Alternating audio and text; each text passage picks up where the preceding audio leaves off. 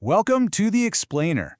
Today, we're diving into a really fascinating theory about one of the world's most sacred texts. The idea is that hidden within the Quran is a numerical code, a deliberate key just waiting for followers to find it.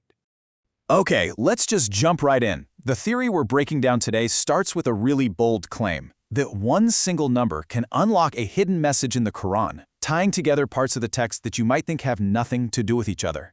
And this is the number, 292. Now, according to this theory, this is anything but random. It's supposedly derived from the Quran's opening verse, the Basmalah, using a system where every Arabic letter is given a numerical value. So, this number is basically presented as the master key, the starting point for this whole puzzle. So the obvious first question is, where in the world does this number come from? Well, as we're about to see, the entire theory is built on the foundation of the Quran's opening verse.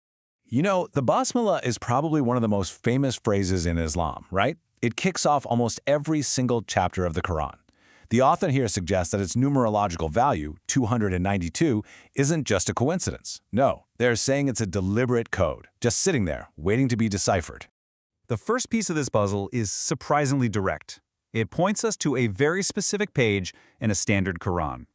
So, in this line of thinking, if you flip to page 292, you land right in Surah Al-Isra, and the verses there talk about divine guidance, about who gets led astray, about resurrection, and, this is the important part for the theory, it directly mentions the prophet Moses. And boom, this is the first major link the theory makes. The code number, 292, leads you straight to a page that talks about the 9 clear signs given to Moses. This forges a connection between the code and the story of Moses, and that becomes a theme that runs through this entire interpretation. But it doesn't just stop at the page number. The theory argues that the number 292 itself is a multi-layered clue. Every single digit is supposed to point to something new. This is where it gets really interesting. The theory breaks the number down and turns it into a kind of roadmap. So the digits 292 point you to 2 places, Surah 29, verse 2, and Surah 2, verse 92. Then you add the digits up, 2 plus 9 plus 2 equals 13, and that points you to Surah 13. Each step is claimed to add another layer of meaning. Let's look at that first clue from the digits, verse 29-2. This one sets up a core idea, that if you claim to have faith, you're going to face a divine trial, a fitna, basically a huge test of your belief. And this whole idea of a great trial becomes super important to the theory. And what about the second clue, verse 292? Well, it brings us right back to Moses again. This time, it's about the story of the golden calf, that moment when a huge distraction caused the people to stray from the message they had just been given. And finally, the sum of those digits, 13, points to Surah 13, which is called Ar-Ra'd. Within this framework, this chapter is seen as the one that ties all these different clues together. The trial, the distraction, the signs of Moses, all into one cohesive idea. So you've got all these clues about divine trials, distractions, the story of Moses. What's the point? Where is all this supposed to be leading? Well, according to this interpretation, these numbers aren't just random breadcrumbs. They're a map, and they're all pointing toward one very specific place, hidden right inside the Quran itself.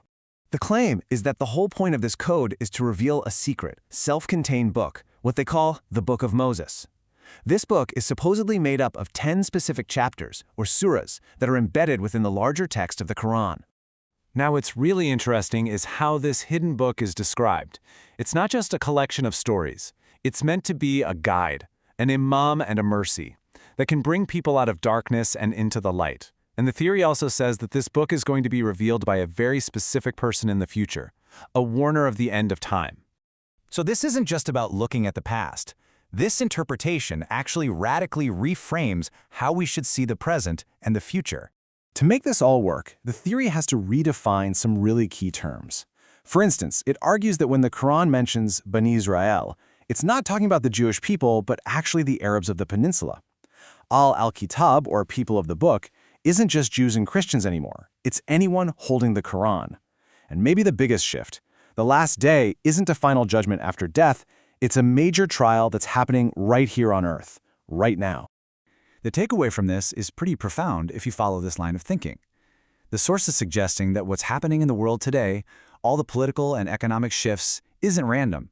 It's all part of a divine plan, preparing everyone for that final, great trial on Earth that the code is supposedly warning us about. So after we follow all these numbers and these reinterpreted ideas, the theory doesn't really give us a neat conclusion. Instead, it leaves us with a pretty profound and totally unanswered mystery. The whole thing really boils down to this one final, provocative question. It suggests that the story isn't over. By pointing to a hidden book and a future messenger, it frames this very moment as a time of waiting and watching, implying that the most important chapter of this story hasn't even happened yet, and it just leaves you wondering, who is this Warner, and when is this book finally going to see the light of day?